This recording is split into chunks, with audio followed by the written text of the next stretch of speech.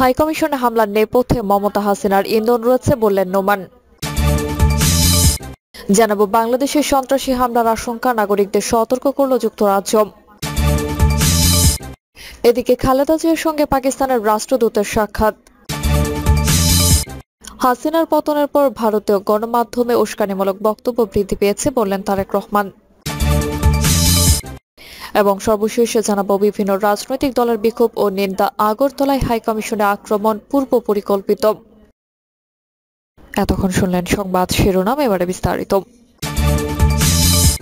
হাইকমিশনে হামলার নেপথ্যে মমতা হাসিনার ইন্ধন রয়েছে বললেন নোমান। বিএনপির কেন্দ্রীয় কমিটির ভাইস চেয়ারম্যান আব্দুল্লাহ আল নোমান বলেছেন, ক্ষমতায় থাকা অবস্থায় শেখ হাসিনা ভারতকে বাংলাদেশে তাদের আধিপত্যবাদ প্রতিষ্ঠা করতে সহযোগিতা করেছিলেন, আর এখনও তিনি ভারতের আশ্রিত হয়ে বাংলাদেশের সার্বভৌমত্ব বিরোধী চক্রান্তে লিপ্ত রয়েছেন। আগরতলায় বাংলাদেশের পতাকায় অগ্নিসংযোগ ও বাংলাদেশ হাইকমিশনে হামলার ঘটনায় মমতা ও শেখ হাসিনার ইন্ধন রয়েছে।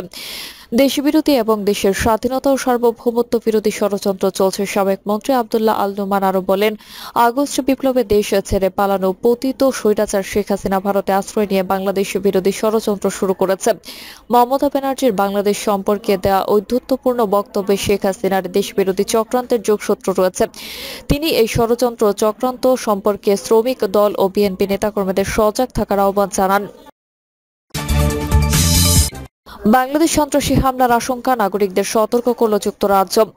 বাংলাদেশ হামলার চেষ্টা করতে পারে সন্ত্রাসীরা, এমন আশঙ্কা থেকে ব্রিটিশ নাগরিকদের সতর্ক করেছে যুক্তরাজ্য। কোথায় সন্ত্রাসী হামলা হতে পারে নির্দিষ্টভাবে তা বলা না হলেও রাঙামাটি, খাগড়াছড়ি, বান্দরবানে ভ্রমণ থেকে বিরত থাকতে সতর্ক করা হয়েছে। ৩রা ডিসেম্বর হালনাগাদ করা সতর্ক বার্তায় বলা হয়েছে, জনাকীর্ণ এলাকায়, ধর্মীয় স্থাপনা ও রাজনৈতিক সভা সমাবেশ সহ বিভিন্ন জায়গায় হামলা হতে পারে। কিছু গোষ্ঠী এমন লোকদের টার্গেট করেছে যাদের তারা ইসলাম বিরোধী দৃষ্টিভঙ্গি এবং জীবনধারা সংশ্লিষ্ট বলে মনে করে। সংখ্যালঘু ধর্মীয় সম্প্রদায়ের বিরুদ্ধে এবং পুলিশ ও নিরাপত্তা বাহিনীকে লক্ষ্য করে মাঝে মধ্যে হামলার ঘটনা ঘটেছে। বাংলাদেশি কর্তৃপক্ষ পরিকল্পিত হামলা ঠেকাতে কাজ চালিয়ে যাচ্ছে। সংক্ষিপ্ত নোটিশে নিরাপত্তা বাহিনীর পরিস্থিতি বৃদ্ধি এবং চলাচলে নিষেধাজ্ঞা জারি করা হতে পারে। চারপাশ সম্পর্কে সচেতন থাকার পরামর্শ দিয়েছে যুক্তরাজ্য। বলা হয়েছে, বিশেষ করে পুলিশের স্থাপনাগুলোর আশপাশের সতর্কতা অবলম্বন করতে হবে। বড় ধরনের সমাবেশ এবং পুলিশ ও আইন শৃঙ্খলা রক্ষাকারী বাহিনীর উপস্থিতি সংবলিত অন্যান্য জায়গায় এড়িয়ে চলুন। রাজনৈতিক পরিস্থিতি প্রসঙ্গে বলা হয়েছে, ২০২৪ সালে জুলাই ও আগস্টে বাংলাদেশ জুড়ে ব্যাপক সহিংসতা হয়, যাতে অনেক মৃত্যু ও বহু আহত হয়েছে। এদিকে সাজেক ভ্রমণে নিরুৎসাহিত করেছে জেলা প্রশাসন। আজ সন্ধ্যায় অতিরিক্ত জেলা ম্যাজিস্ট্রেট জুবাইদা আক্তার স্বাক্ষরিত এক বিজ্ঞপ্তিতে এই ঘোষণা দেওয়া হয়। বিজ্ঞপ্তিতে বলা হয়, রাঙ্গামাটি পার্বত্য জেলার বাগাইছড়ি উপজেলার সাজেক ও তার পার্শ্ববর্তী এলাকার আইন শৃঙ্খলার সার্বিক পরিস্থিতি এবং এই সকল এলাকায় পর্যটকদের নিরাপত্তার বিষয়টি বিবেচনা করে আগামীকাল বুধবার সাজেক পর্যটন কেন্দ্র পর্যটকদের ভ্রমণে নিরুৎসাহিত করা হলো। রাঙ্গামাটি জেলা প্রশাসক মোহাম্মদ মোশাররফ হোসেন খান বলেন, সাম্প্রতিক আইন শৃঙ্খলা পরিস্থিতি বিবেচনায় পর্যটকদের সাজেক ভ্রমণে এই নিরুৎসাহিত করা হয়েছে। খালেদা জিয়ার সঙ্গে পাকিস্তানের রাষ্ট্রদূতের সাক্ষাৎ। বিএনপি চেয়ারপারসন খালেদা জিয়ার সঙ্গে সাক্ষাৎ করেছেন বাংলাদেশে নিযুক্ত পাকিস্তানের হাই কমিশনার সৈয়দ আহমেদ মারুফ। বিএনপি চেয়ারপারসনের মিডিয়া উইং এর সদস্য সাইরুল কবির খান জানান, বিএনপি চেয়ারপারসন বেগম খালেদা জিয়ার সঙ্গে সাক্ষাৎ করেছেন পাকিস্তানের হাই কমিশনার সৈয়দ আহমেদ মারুফ। হাসিনার পতনের পর ভারতীয় গণমাধ্যম উস্কানিমূলক বক্তব্য বৃদ্ধি পেয়েছে বললেন তারেক রহমান। স্বৈরাচারী শেখ হাসিনার পতনের পর থেকে ভারতের রাজনৈতিক মহল এবং তাদের সংবাদ মাধ্যমগুলোতে উস্কানিমূলক বক্তব্য বৃদ্ধি পেয়েছে বলে মন্তব্য করেছেন বিএনপির ভারপ্রাপ্ত চেয়ারম্যান তারেক রহমান। তিনি বলেন, ভারতে ভুল তথ্যে ভরা ইকো চেম্বার রয়েছে, যার মাধ্যমে দেশটি বাংলাদেশ বিরোধী মনোভাবকে উস্কে দিচ্ছে। আগরতলায় বাংলাদেশি কনসুলেট সর্বশেষ হামলায় বিভ্রান্তির যে প্রভাব ফুটে উঠেছে তা শুধু প্রতিবেশীদের মধ্যে বিভেদই সৃষ্টি করবে বলেও মনে করেন তিনি। তারেক রহমান বলেন, স্বৈরাচার বা স্বৈরশাসক শেখ হাসিনার পতনের পর থেকে বাংলাদেশের বিরুদ্ধে ভারতের কিছু স্বার্থন্বেষী মহল বর্ধিত আকারে দেশটির গণমাধ্যমে বিদ্বেষমূলক মন্তব্য ও রাজনৈতিক উদ্দেশ্য প্রণোদিত বয়ান প্রচার করেছে। অবস্থার দৃষ্টি মনে হচ্ছে বাংলাদেশ বিরোধী অনুভূতিকে উস্কে দেওয়ার জন্য এটি বা একটি প্রচার যন্ত্র তৈরি করা হয়েছে, যা ধারাবাহিকভাবে এ ধরনের অপতথ্য সামাজিক মাধ্যমে ছড়িয়ে দিচ্ছে। তিনি বলেন, আগরতলায় বাংলাদেশের সহকারী হাইকমিশনের অনাকাঙ্ক্ষিত ঘটনাটি এ ধরনের অপতথ্যের মাধ্যমে অস্থিতিশীলতা সৃষ্টির সর্বশেষ উদাহরণ। এ ধরনের উদ্যোগে দুই প্রতিবেশী রাষ্ট্রের মধ্যে শুধু বিভাজন ও মতভেদ সৃষ্টি ছাড়া অন্য কোনো লক্ষ্য পূরণ হবে না। বিএনপির ভারপ্রাপ্ত চেয়ারম্যান বলেন, আন্তর্জাতিক অংশীজনদের এই বিষয়টি উপলব্ধি করতে হবে যে প্রায় 20 কোটি মানুষের দেশ বাংলাদেশে অস্থিতিশীলতা সৃষ্টি হলে তা অন্য কোনো দেশের উপকারে আসবে না।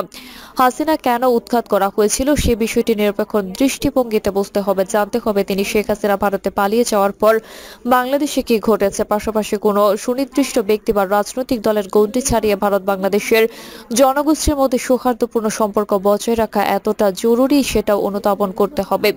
তারেক রহমান বলেন, বর্তমানে নানামুখী চ্যালেঞ্জের সম্মুখীন বাংলাদেশ, তবে মনে রাখতে হবে আমরা ধর্মীয় সম্প্রীতি এবং আঞ্চলিক সার্বভৌমত্বের দেশে ছিলাম এবং ভবিষ্যতেও থাকবো। এখানে জাতি, ধর্ম, বর্ণ নির্বিশেষে প্রতিটি নাগরিকের অধিকার ও স্বাধীনতা সুরক্ষিত রয়েছে। দলীয় নেতাকর্মী সহ দেশের সবাইকে উস্কানির ফাঁদে পা না দেওয়ার আহ্বান জানান তিনি। এদিকে মঙ্গলবার বিকালে জাতীয়তাবাদী ছাত্র দল আয়োজিত রাষ্ট্রীয় মেরামতের 31 দফা জনসম্পৃক্ত কর্মশালায় প্রধান অতিথি হিসেবে ভার্চুয়ালি যুক্ত হন বিএনপির ভারপ্রাপ্ত চেয়ারম্যান তারেক রহমান। 7টি বেসরকারি বিশ্ববিদ্যালয়ের 450 শিক্ষার্থী বিএনপির গুলশান কার্যালয়ে এই কার্যালয়ে অংশ নেন। 31 দফা বিএনপির রাষ্ট্র ক্ষমতায় গেলে কি কি উদ্দেশ্য নেবে তা কর্মশালায় উঠে আসে। ভারপ্রাপ্ত চেয়ারম্যান সহ উপস্থিত প্রশিক্ষকগণ শিক্ষার্থীদের বিভিন্ন প্রশ্নের উত্তর দেন। পরে তারেক রহমান বলেন, আগামীতে বিএনপির রাষ্ট্র ক্ষমতায় গেলে শিক্ষা খাতে বাজেট বাড়ানোর উপর জোর দেবে। বিশেষ করে প্রাথমিক বিদ্যালয়ে জোর দেওয়া হবে, যোগ্যতা সম্পন্ন শিক্ষক নিয়োগ দেওয়া হবে যাতে শিক্ষার মান বাড়ে এবং শিক্ষার্থীরা সামাজিক মূল্যবোধ সম্পর্কে প্রাথমিক পর্যায় থেকে ধারণা লাভ করে।